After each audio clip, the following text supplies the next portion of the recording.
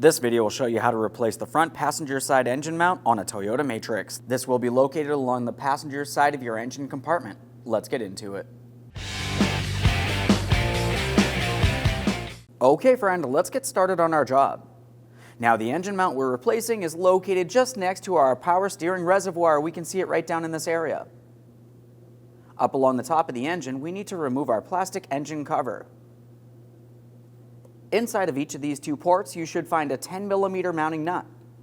As you make your way towards the rear hardware, you should find that you have two plastic tabs. There's one here, and there should be one right there. Remove all of the hardware, and we'll remove the cover.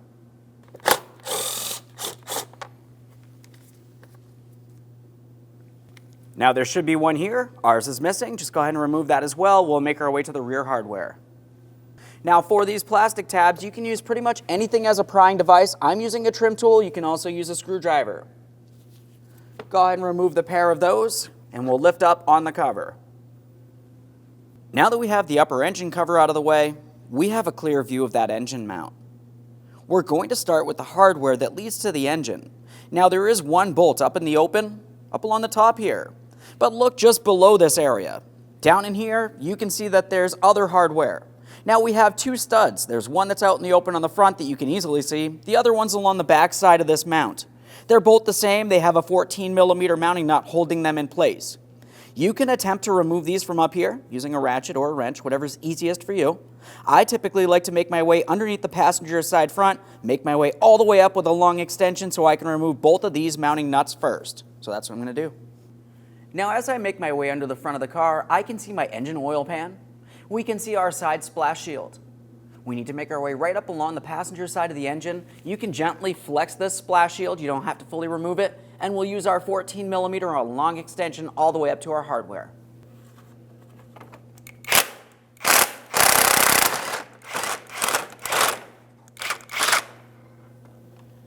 Now typically the mounting nut will come off of the stud. Our stud came out of the mount. But that's okay because our new mount came with new hardware. Let's continue on to the next piece of hardware.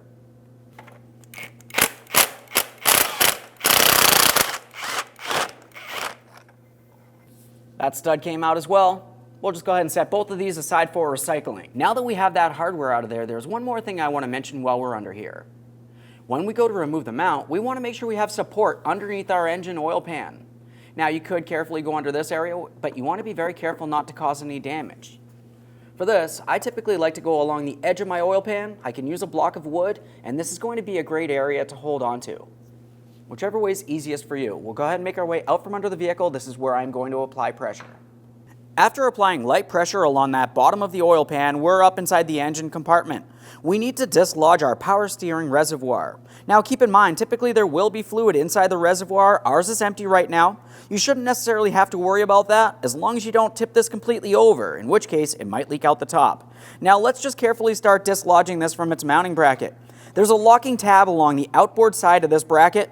You just want to make your way in between with a small pick if necessary. We're going to gently pry away and lift up on the reservoir itself.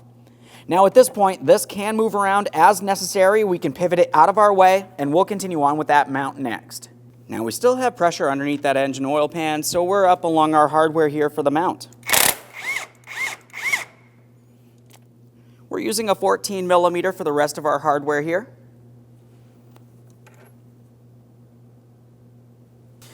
Now that we have that off, we have three more pieces of hardware. You're going to find that you have three 14mm headed mounting bolts holding this in place to the body of the vehicle. Two of them are out in the open. The third one is just located behind the first.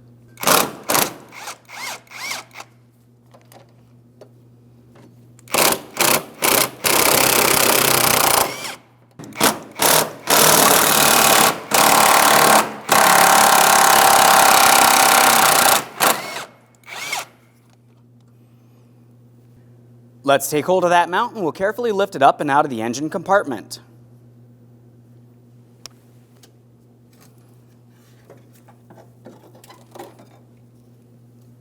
There it is, friend. Prior to installation of any brand new part, of course, we need to make sure we clean and inspect our mounting areas. We'll start with the bracket attached to the engine and then move to the body of the vehicle.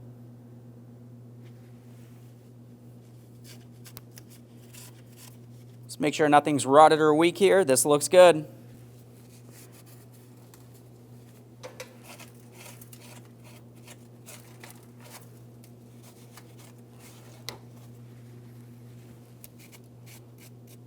Now it's time for installation of our brand new engine mount here.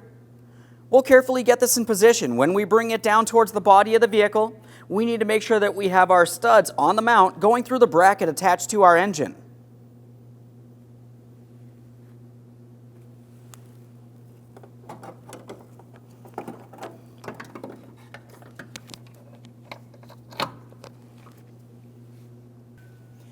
Now that I have that in place, I'm going to install my upper mounting bolt here.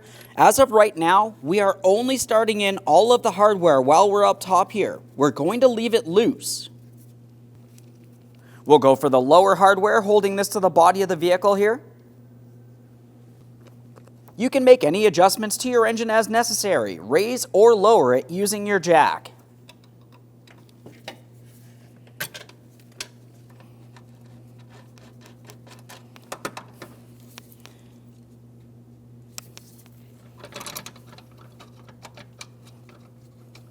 Now that all the upper hardware is started in, let's go ahead and snug it up. The torque for each piece of hardware here is going to be 38 foot-pounds. We're starting at the body of the vehicle.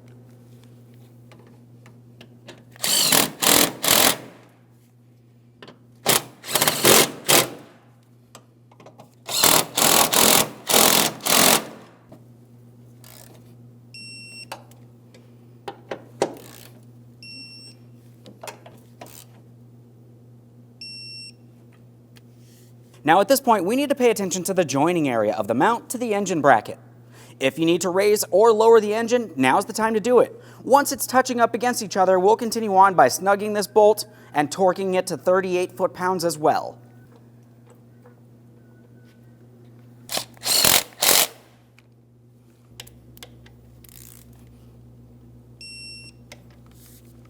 Now that we have everything up here torqued to manufacturer specifications, we still have the hardware that goes on each one of our two lower studs. You can try to start the mounting nuts on from under here and tighten them if necessary, but typically I like to start them on from here and then I'll make my way under to tighten and torque.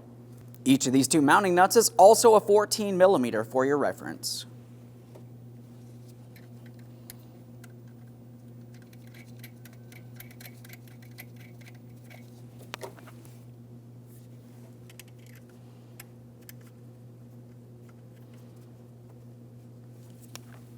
Go ahead and remove support from under your oil pan.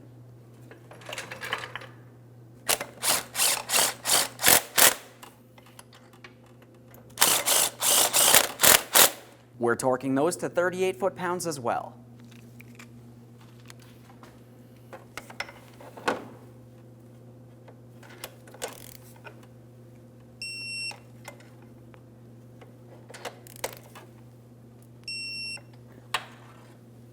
Let's make our way safely out from under the vehicle. Now we're up in the engine compartment. Let's make sure we resecure our power steering reservoir. We're going to align it with the bracket and we'll press it down into the fully locked position.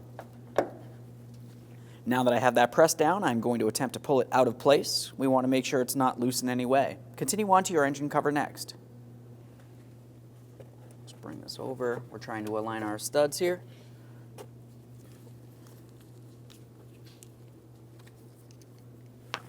I've got my mounting nut. I'm just going to start that right into my socket. I'll drop it into place. Start it in. Go ahead and start in the other one, assuming you have both. After that, you can snug them up. Now we have our rearward hardware. For this, we're just going to line them up and press them down into the proper position.